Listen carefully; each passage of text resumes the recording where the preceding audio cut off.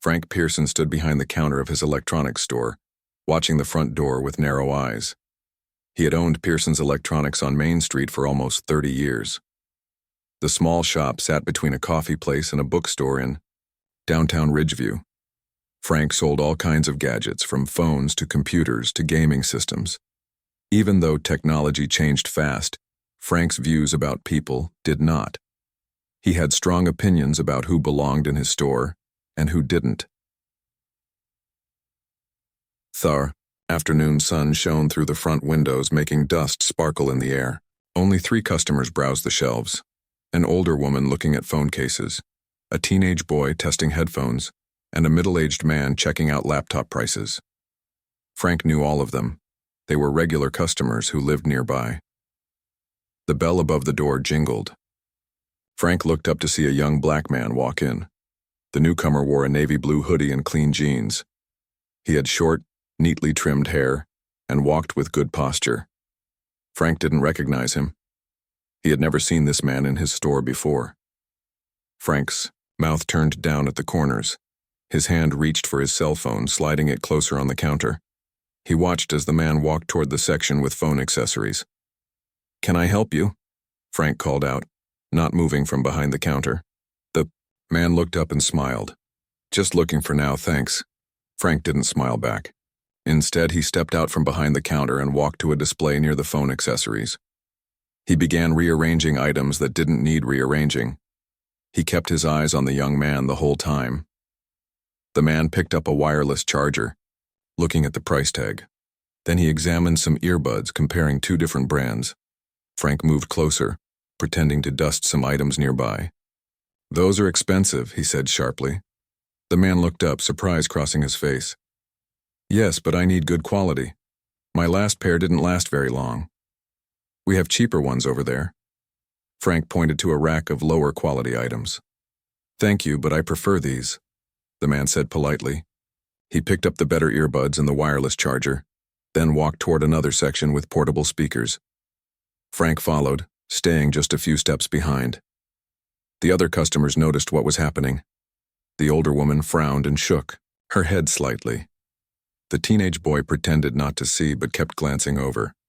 The middle-aged man stopped looking at laptops and watched the scene unfold. The young black man seemed to realize he was being followed. His shoulders tensed, but he kept browsing. He picked up a small Bluetooth speaker, turned it over in his hands, and read the features on the box. "That one's locked in a case," Frank lied. "The speaker wasn't locked at all. You'd need me to get it from the stockroom if you want to buy it." "It's not in a case," the man said quietly, holding up the box.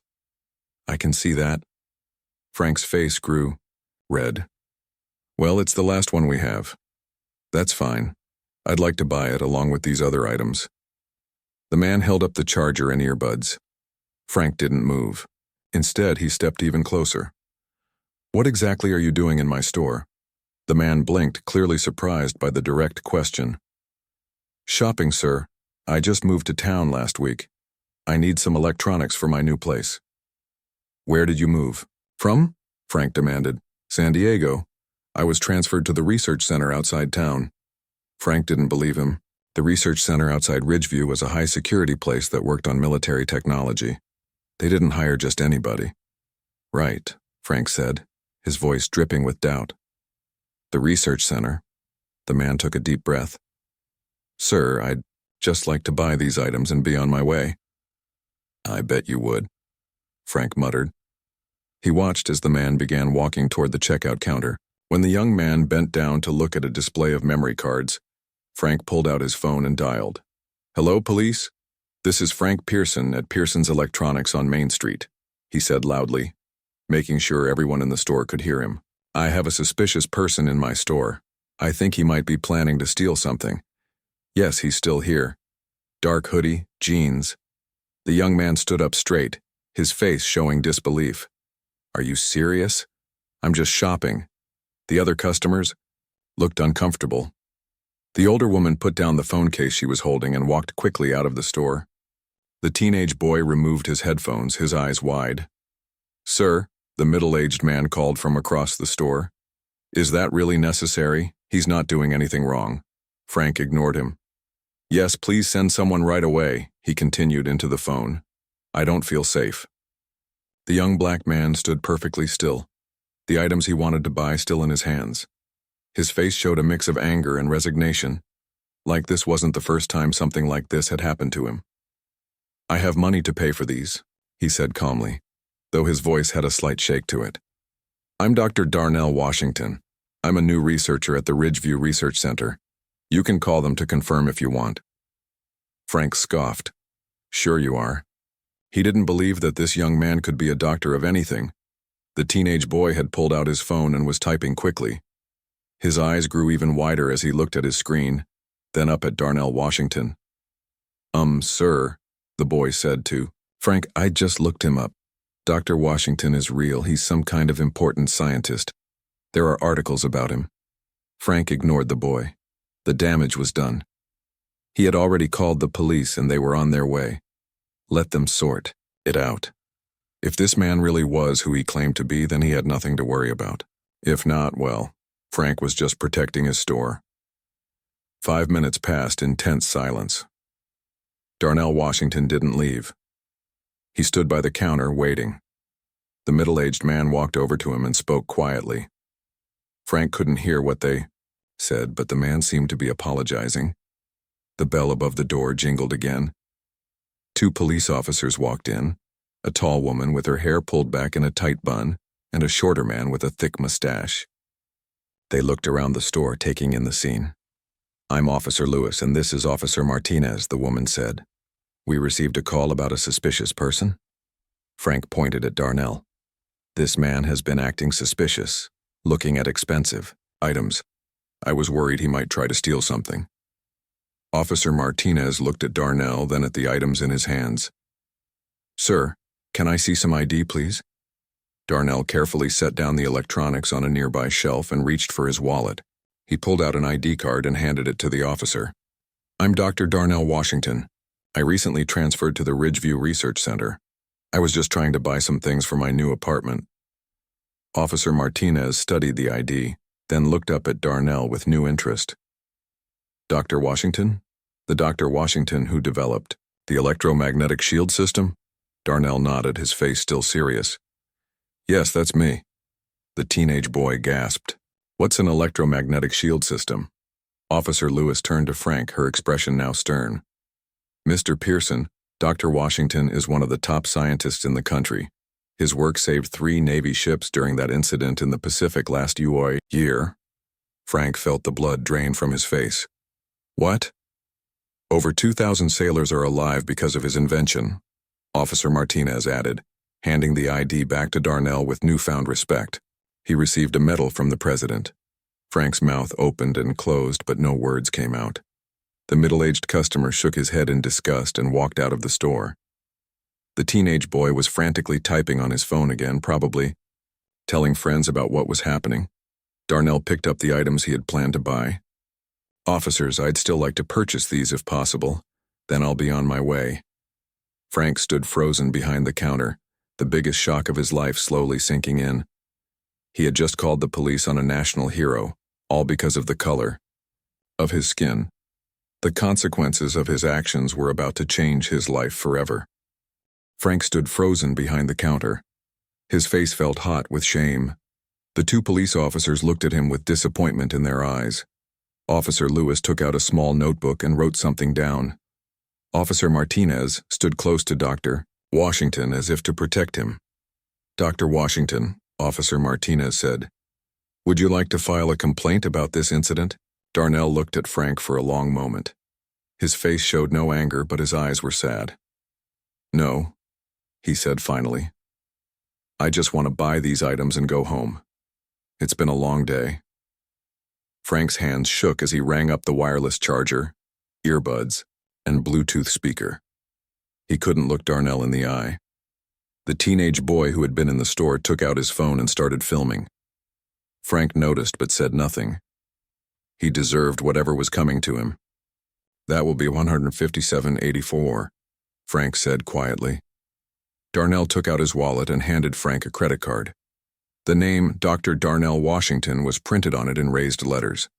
Frank swiped the card and waited for the receipt to print. When it did, he pushed it across the counter along with a pen. "Sign here, please," he mumbled. Darnell signed the receipt. His signature was neat and clear. He put his new items in a shopping bag and turned to leave. The officer stepped aside to let him pass. "Dr. Washington," Officer Lewis said, "we'd be happy to escort you to your car." Darnell nodded. "Thank you, I'd appreciate that." Just before he reached the door, Darnell turned back to look at Frank. "Mr. Pearson, I hope you learned something from this. Not every person who looks like me is a criminal. Some of us are doctors, teachers, soldiers, or scientists. We're just people trying to live our lives, same as you." With that, he walked out of the store with the two officers beside him. The door closed behind them with a soft jingle of the bell. Frank sank onto the stool behind the counter. The teenage boy stopped filming and looked at Frank with disgust. "That was messed up, man," the boy said. "Really messed up." He put his headphones back on the display rack and walked out of the store without buying anything. Frank was now alone. His store, usually a place of pride for him, felt empty and cold. He thought about what had just happened and felt sick to his stomach. He had never seen himself as a bad person. He had always believed he was just being careful, protecting his business. But today he had shown his true colors to everyone. And those colors were ugly. He closed the store early that day. As he locked the front door, he saw people across the street pointing at his shop. Word was spreading fast in the small town of Ridgeview. Frank drove home in silence. He lived in a small house just outside town. His wife, Helen, was in the kitchen making dinner when he arrived. She took one look at his face and knew something was wrong. "Frank, what happened?"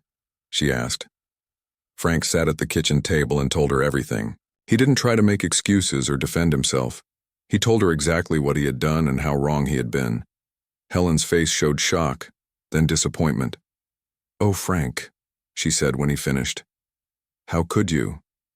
"I don't know," Frank replied, honestly. I guess I've always been quick to judge people who don't look like me. My father was the same way." Helen shook her head. "Your father grew up in a different time. We know better now. Or at least we should." They ate dinner in near silence. Halfway through the meal, Helen's phone buzzed with a text message. She checked it, and her face turned pale. "It's already on social media," she said. "Judy from my book club just sent me a link to a video. That boy in your store posted what happened." Frank put down his fork. "Let me see." The video started with Frank on the phone with the police. It showed Darnell standing calmly with the items he wanted to buy. It captured the arrival of the police, the moment of revelation when they recognized Dr. Washington and Darnell's dignified exit. In just 2 hours, the video had over 10,000 views and hundreds of angry comments. Frank's phone started ringing. It was Bill Anderson, the president of the Ridgeview Business Association. "Frank, we need to talk," Bill said when Frank answered. "I've been getting calls all evening about what happened at your store today." "Bill, I can explain." "Explain what?" "That you called the police on Dr. Darnell Washington? Do you have any idea who he is? What he means to this town?" Frank was confused. "What do you mean, what he means to this town?" Bill sighed heavily. "The Ridgeview Research Center has been trying to recruit him for years. His work is revolutionary. The center just got a $50 million grant because he agreed to transfer here. The whole town is going to benefit from the jobs and money that brings in." Frank felt even worse now. Not only had he insulted and humiliated an innocent man, but he had also disrespected someone important to the whole community. "The Business Association is having an emergency meeting tomorrow morning," Bill continued. "We need to discuss whether you can remain a member. This kind of behavior reflects badly on all of us." After Bill hung up, Frank sat at the kitchen table with his head in his hands. Helen watched him from across the room. "What are you going to do?" she asked. "I don't know," Frank said. "I've really messed up, Helen. I don't know if I can fix this." Later that night, as they got ready for bed, Helen handed Frank her tablet. On the screen was an article about Dr. Darnell Washington. There was a photo of him receiving a medal from the president. The article described how his electromagnetic shield technology had saved 3 Navy ships during an incident in the Pacific the previous year. Over 2,000 sailors had been saved because of his invention. The technology was now being adapted for other defensive purposes. Frank read the article twice. Dr. Washington wasn't just a scientist. He was a hero. And Frank had treated him like a criminal. That night, Frank couldn't sleep.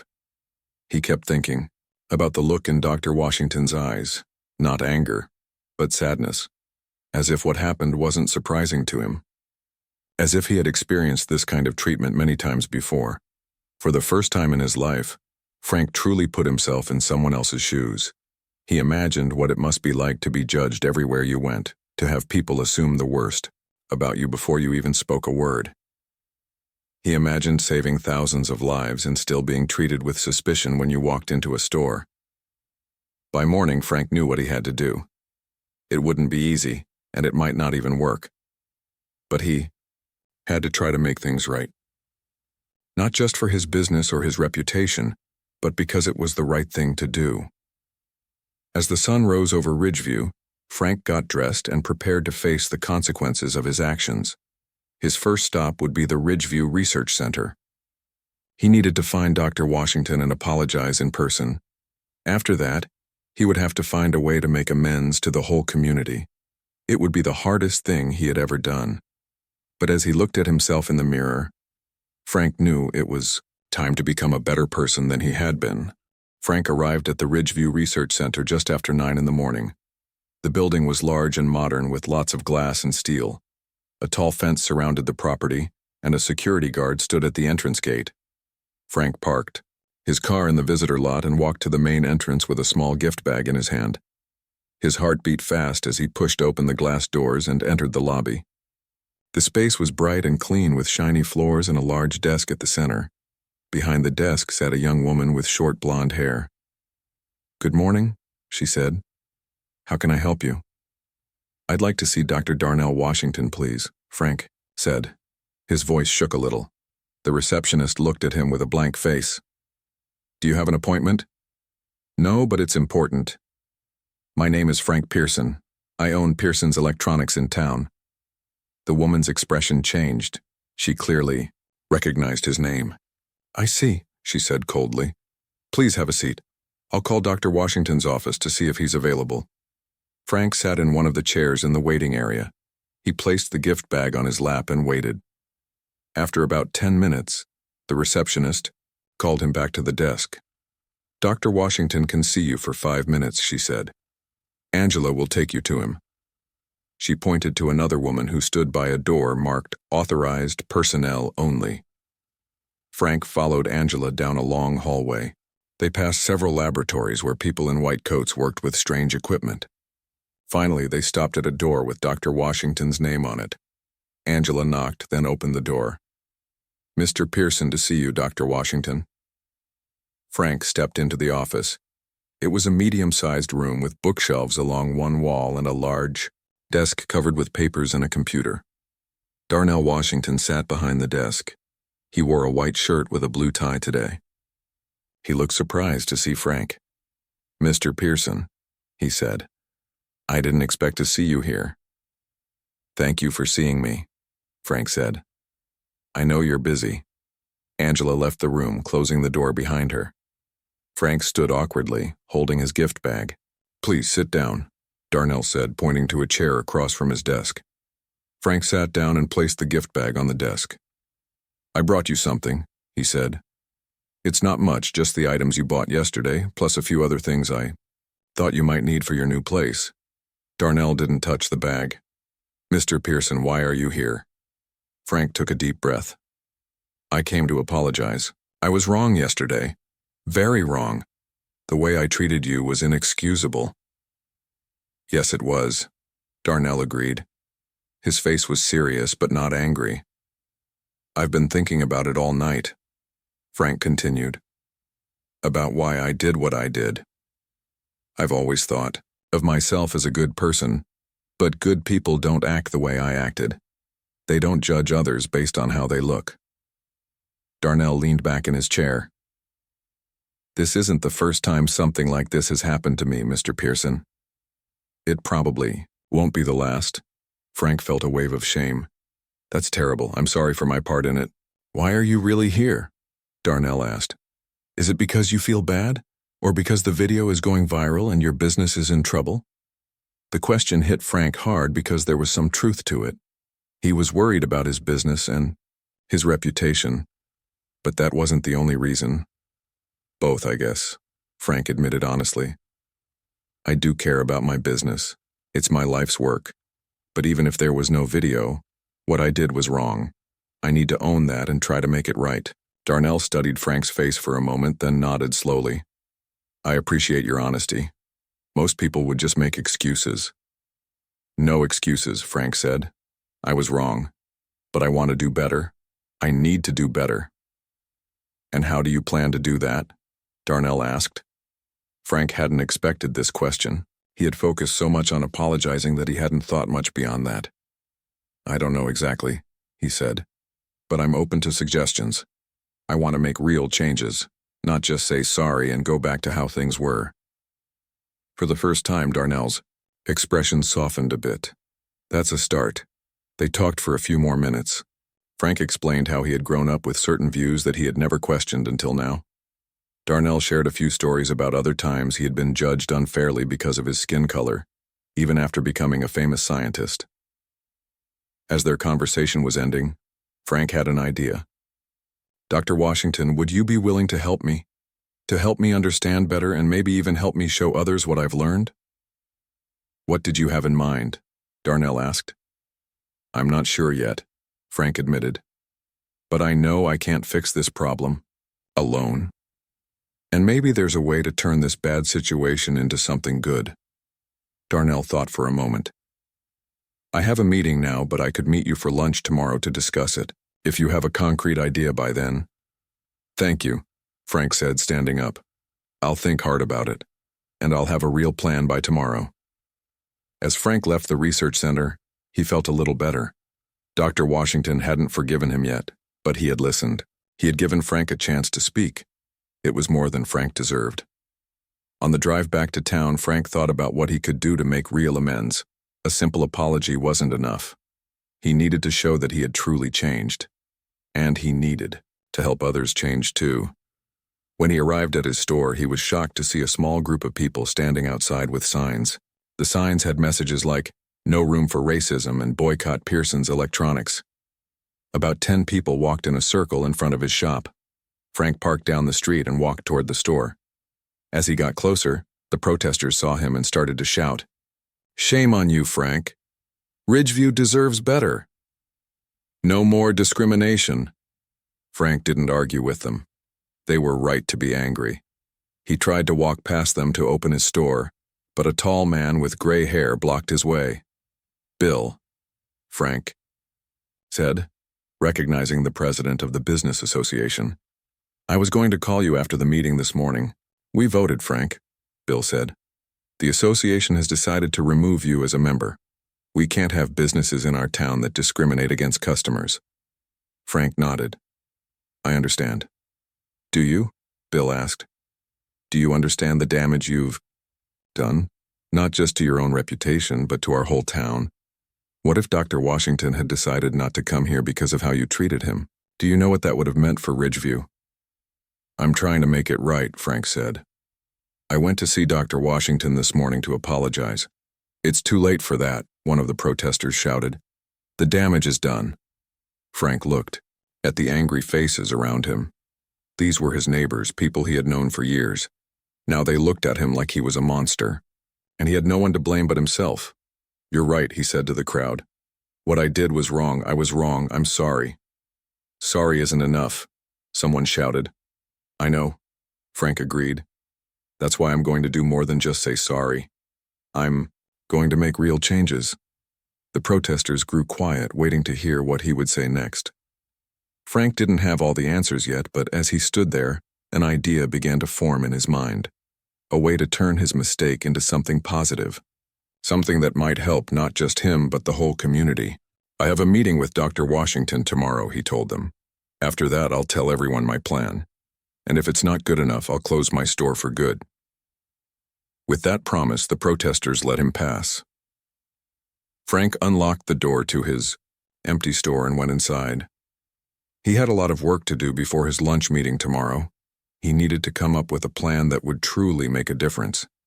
His business, his reputation, and his self-respect all depended on it. Frank stayed up late that night working on his plan. His kitchen table was covered with papers, sketches, and notes. Helen sat with him, offering ideas and support. By morning, Frank had a complete proposal ready for his lunch meeting with Dr. Washington. He didn't open the store that day. Instead, he called several people to discuss parts of his plan. He spoke with his bank manager about a loan. He called a local contractor about renovation costs. He even reached out to the mayor to ask about certain permits and regulations. At noon, Frank arrived at a small cafe in downtown Ridgeview. The cafe was called Molly's, and it was known for good sandwiches and quiet tables. Frank had chosen it because it was far from his store and the protesters. Dr. Washington was already there when Frank arrived. He sat at a corner table with a glass of water and a menu. He wore casual clothes today, a dark blue polo shirt and khaki pants. He looked up as Frank approached. "Dr. Washington, thank you for coming," Frank said, sitting down across from him. "Please, call me Darnell," he replied. "If we're going to talk, we might as well be on a first-name basis." A waitress came to take their orders. Frank asked for a coffee and a turkey sandwich. Darnell ordered a chicken salad. When the waitress left, Frank pulled out a folder from his briefcase. "I've been working on this all night," he said, opening the folder to reveal his notes and drawings. "It's a plan to do more than just apologize. A way to really make a difference." Darnell looked curious. "I'm listening." Frank took a deep breath. "I want to turn half of my electronics store into a free technology education center for kids from all backgrounds. A place where they can learn about computers, coding, robotics, and more. A place where they can see that technology is for everyone, no matter what they look like or where they come from." Darnell's eyebrows went up. He looked surprised but interested. "Durfee store would still sell electronics in the front half," Frank continued, "but the back half would have tables and computers and equipment for classes and workshops. I'd hire teachers and bring in guest speakers. We could offer weekend classes, after-school programs, summer camps." "That sounds ambitious," Darnell said. "And expensive," Frank nodded. "It would cost a lot. I'd need to take out a loan against the store, but I think it would be worth it." "And where do I fit into this plan?" Darnell asked. "I was hoping you might help design some of the programs," Frank said. "Maybe even teach occasionally if your schedule allows. The kids would love to learn from a real scientist. And having your name associated with the center would give it credibility." Darnell sipped his water thoughtfully. The waitress brought their food, and they paused their conversation while she set the plates down. "Why should I help you, Frank?" Darnell asked when they were alone again. "Why not let you face the consequences of your actions on your own?" It was a fair question. Frank had been preparing for it. "You shouldn't help me," Frank admitted. "I don't deserve your help. But this isn't just about me anymore. It's about using what happened to create something positive for the community. Especially for kids who might face the same kind of prejudice I showed you." Darnell took a bite of his salad and chewed slowly, thinking. "I grew up in a neighborhood where people like me weren't supposed to become scientists," he said finally. "I was lucky to have a teacher who believed in me, who pushed me to follow my interests in math and physics. Without her, I might never have pursued a career in science." Frank nodded. "That's exactly what I'm talking about. Many kids don't have someone who believes in them. This center could be that place where they're encouraged to dream big, regardless of what they look like or where they live." "It's a good idea," Darnell admitted. "But talk is cheap. How do I know you're serious about this?" Frank pulled another paper from his folder. "This is a timeline and budget. I've already called my bank about a loan. I've spoken to a contractor about renovating the back of the store. I've even checked with the mayor about zoning permits. I'm ready to start as soon as possible." Darnell looked impressed despite himself. You've been busy. I meant what I said yesterday, Frank said. I want to make real changes. Not just in my store, but in myself and in this community. They continued eating and discussing the details of the plan. Darnell had good suggestions about what kinds of programs they could offer and what equipment they would need. He knew a lot about science education from his own volunteer work with schools. As they were finishing their meals, Darnell sat back and studied Frank's face. You know, this won't be easy. Some people won't forgive you, no matter what you do. And this center will take a lot of work and money to sustain. I know, Frank said, but it's the right thing to do, even if it's hard. And what about your own views? Darnell asked. Has one bad day really changed how you see people who look different from you? Frank thought carefully before answering. I can't claim that years of thinking a certain way will change overnight. But I'm committed to doing the work, to learning and growing and becoming better. This center is part of that process. Darnell nodded slowly. Honesty.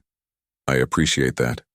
He was quiet for a moment, then added, My schedule at the research center is busy, but I could probably manage one Saturday a month for teaching, and I could help design the curriculum in my free time. Frank's heart lifted. So you'll help? On one condition, Darnell said. This can't just be a publicity stunt to save your reputation. It has to be real and lasting. If at any point I feel you're not fully committed, I'll walk away. Agreed, Frank said quickly. Complete commitment from me. You have my word. They shook hands across the table. It wasn't friendship yet, but it was a start. A partnership based on a shared goal of making something good come from something bad. As they left the cafe, a woman with a camera approached them.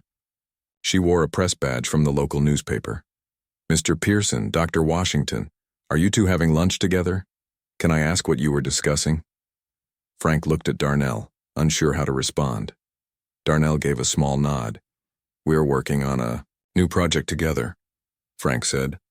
A technology education center for the youth of Ridgeview.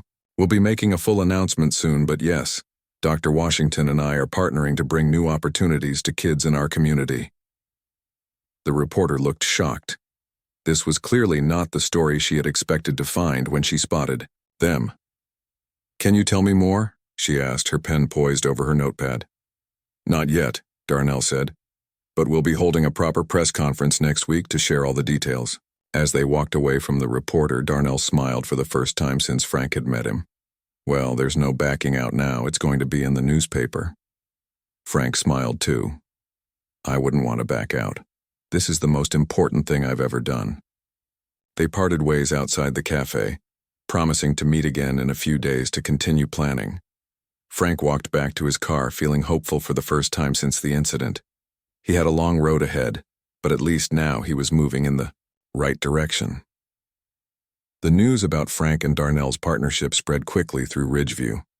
Some people were skeptical, but others were curious and even supportive. By the end of the day, the protesters outside Frank's store had gone home, waiting to see what would happen next. 6 months later, Pearson's electronics looked completely different. The front window now displayed a new sign that read Pearson Washington Tech Center in bright blue letters. Inside, the store was divided into 2 sections. The front still sold electronics, but the back half had been transformed into a learning space with tables, computers, and equipment for teaching technology. On this Saturday morning, the center was full of children. 12 kids between the ages of 10 and 15 sat at the tables, each working on a small robot. Darnell moved between the tables, helping the children when they got stuck. He wore jeans and a t-shirt with the Tech Center logo on it.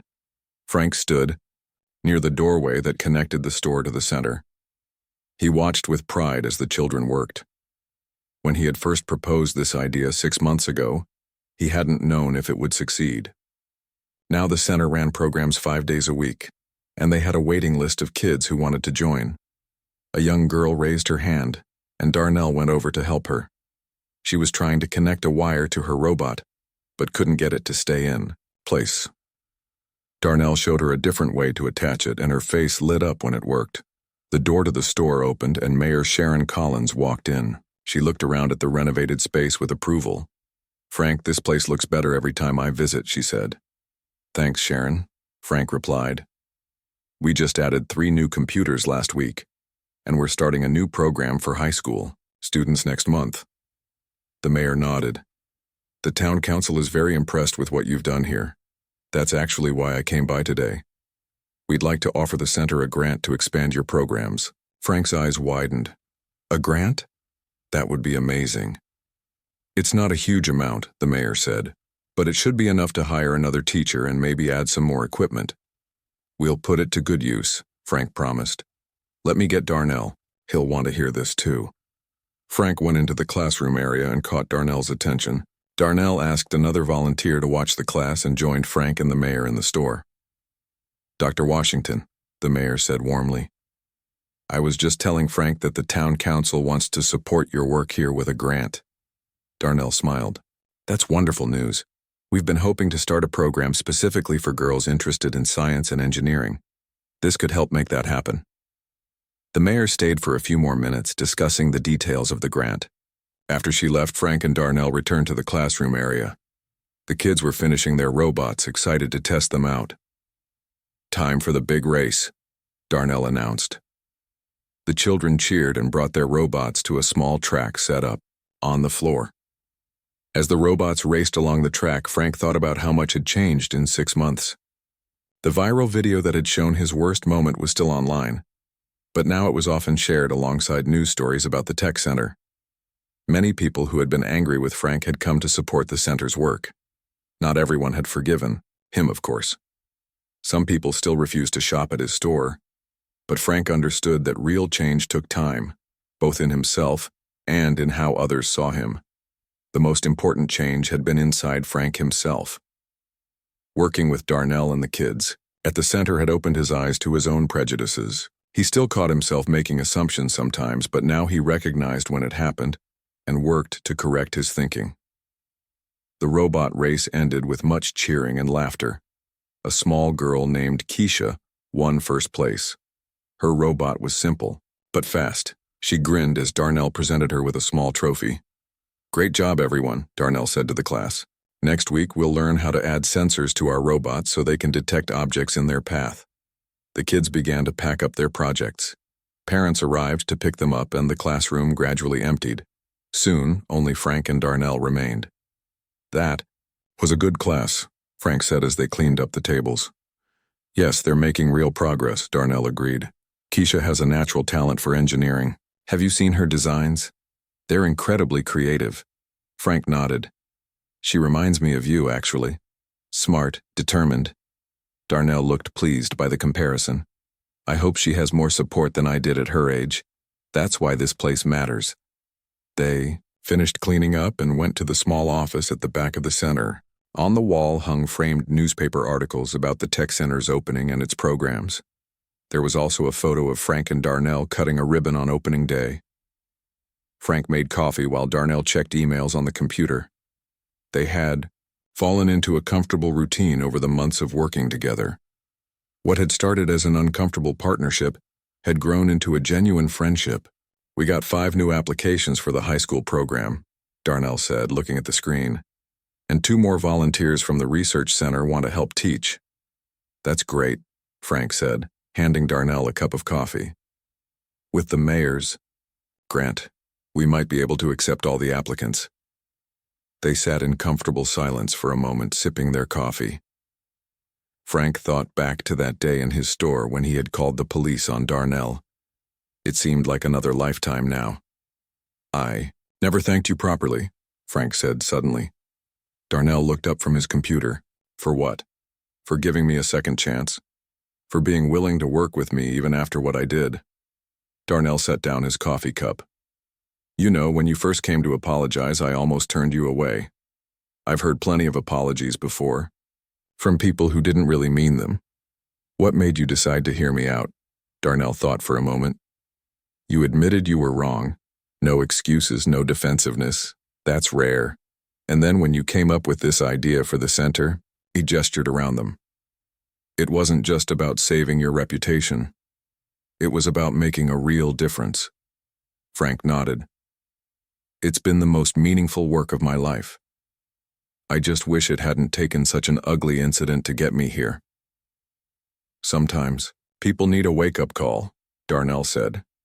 The important thing is that you woke up. Outside the office window, they could see Main Street. People walked by, some glancing in at the tech center sign with approval. The town had embraced the center and its mission. Next door to the center, a new coffee shop had opened 2 months ago. The owner, a young woman named Lisa, had told Frank she chose the location specifically because of the tech center. She wanted to be near a place that was making positive change in the community. The new program starts next Tuesday, Darnell said, returning to business. Are you ready for it? Frank smiled.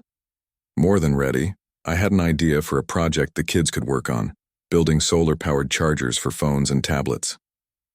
They spent the next hour planning the new program. As they talked, Frank felt a deep sense of gratitude. His terrible mistake had led to the best thing he had ever done.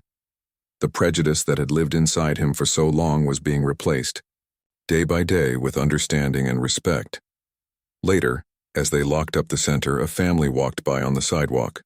The father nodded at Frank and Darnell, and the young son waved excitedly. See you on Tuesday, Mr. Frank. See you, Dr. Washington, the boy called out. He was one of their regular students. Tuesday it is, Ben, Darnell called back with a smile. Frank watched the family walk away, feeling a sense of peace he had never known before. The tech center hadn't just changed the community, it had changed him too, and that change would last a lifetime.